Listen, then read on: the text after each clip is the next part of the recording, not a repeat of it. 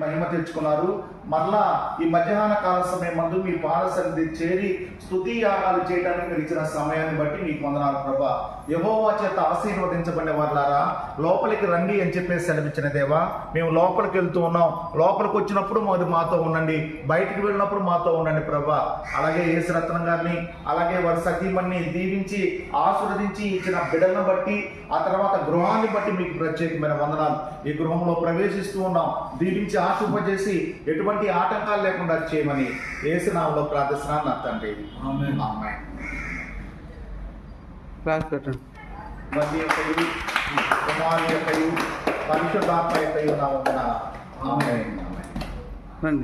మన ప్రభువే మహాదేవుండు ఘనమాచము గల రాజు ఇద్దరు కలిపి